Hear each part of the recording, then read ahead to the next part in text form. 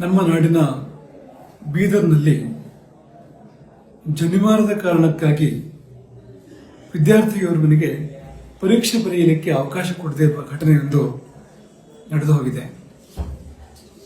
ಇದೇ ಸಮಯದಲ್ಲಿ ಶಿವಮೊಗ್ಗದಲ್ಲಿ ವಿದ್ಯಾರ್ಥಿಯ ಜನಿವಾರವನ್ನು ತುಂಡರಿಸಿದ ಘಟನೆ ಕೂಡ ನಡೆದಿದೆ. ತುಂಬ ಖೇದವಾಗ್ತದೆ, ತುಂಬ ದುಃಖ ಆಗ್ತದೆ.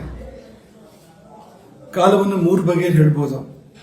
ಧರ್ಮವೇ ಆಳುವ ಕಾಲ ಉತ್ತಮ ಕಾಲ ಅದು. ಇನ್ನು ಧರ್ಮ ಆಳದೇ ಇದ್ರೂ ಕೂಡ ಧಾರ್ಮಿಕತೆಯೊಟ್ಟಿಗೆ ಬದುಕಬಹುದು, ಅದು ಮಧ್ಯಮ ಕಾಲ ಅದು. ಆದರೆ ಈಗ ಇರುವ ಇನ್ನು ಬರುವ ಕಾಲ ಧಾರ್ಮಿಕತೆಯೊಟ್ಟಿಗೆ ಬದುಕಲಿಕ್ಕೆ ಕೂಡ ಸಾಧ್ಯ ಇಲ್ಲ ಎನ್ನುವಂಥ ಕಾಲ. ಅದಿಲ್ಲದಿದ್ರೆ ಜನಿವಾರದಿಂದ ಆಗುವ ತೊಂದರೆ ಆದರೂ ಏನು? ಯಾವ ಪರೀಕ್ಷೆಯನ್ನು ಬರೆಯುವ ವಿಷಯವೇ ಆದರೂ ಕೂಡ ವಸ್ತ್ರದ ಒಳಗಿರುವಂತಹ ಜನಿವಾರ, ಅದರಿಂದ ಆಗುವ ತೊಂದರೆ ಆದರೂ ಕೂಡ ಏನು?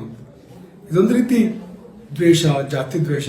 ಒಂದು ಜಾತಿಯನ್ನ ಸಂಪೂರ್ಣ ತುಳಿದು ಬಿಡಬೇಕು, ಅವಮಾನ ಮಾಡಬೇಕು ಎನ್ನುವ ಭಾವ ತುಂಬ ಪ್ರಕಟವಾಗಿ ಕಾಣ್ತದೆ.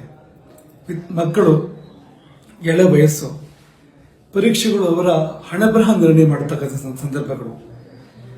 ತುಂಬಾ ಒತ್ತಡದಲ್ಲಿರ್ತಾರೆ, ಮಾನಸಿಕ ಒತ್ತಡ ಅತಿಯಾಗಿರ್ತಕ್ಕಂಥದ್ದು. ನಾವು ಆತ್ಮಹತ್ಯೆ ಪ್ರಕರಣಗಳನ್ನ ಕೇಳ್ತೇವೆ. ಹೀಗಿರುವಾಗ ಈ ಅಧಿಕಾರಿಗಳು ಕ್ರೌರ್ಯ ಮೆರೆಯುವಂಥದ್ದು, ದಬ್ಬಾಳಿಕೆ ಮಾಡುವಂಥದ್ದು, ಜನಿವಾರ ಕಿತ್ತುಕೊಳ್ಳುವಂಥದ್ದು. ಕಿತ್ತುಕೊಳ್ಳುವಾಗ, ಜನಿವಾರ ಕೇಳುವಾಗ ಮನಸ್ಸಿಗಾಗುವಂಥ ನೋವೇನು ಅನ್ನೋದನ್ನು ನಾವು ಗಮನಿಸಬೇಕಲ್ವಾ? ಅಥವಾ ಜನಿವಾರದ ಕಾರಣಕ್ಕೆ ಆತನಿಗೆ ಪರೀಕ್ಷೆ ಬರೀಲಿಕ್ಕೆ ಅವಕಾಶ ಕೊಡದೆ ಕಳುಹಿಸಿಕೊಟ್ರೆ, ಹಾಗೆ ಹಿಂದಿರುಗಿ ಕಳುಹಿಸಿದ್ರೆ ಅವನಿಗೆ ಜನಿವಾರದ ಬಗ್ಗೆ ಆಗಲಿ, ತನ್ನ ಪರಂಪರೆ ಬಗ್ಗೆ ಆಗಲಿ ಯಾವ ಭಾವನೆ ಬರಬಹುದು, ಉಳಿಬಹುದು ಅಂತ. ಇವರು ಅಧಿಕಾರಿಗಳಲ್ಲ, ಇವರು ಆಧಿಕಾರಿಗಳು ಅಂತ. ಸಂಸ್ಕೃತದಲ್ಲಿ ಆದಿ ಅಂದ್ರೆ ಮಾನಸಿಕ ವ್ಯಥೆ ಅಂತ ಅರ್ಥ ಇದೆ.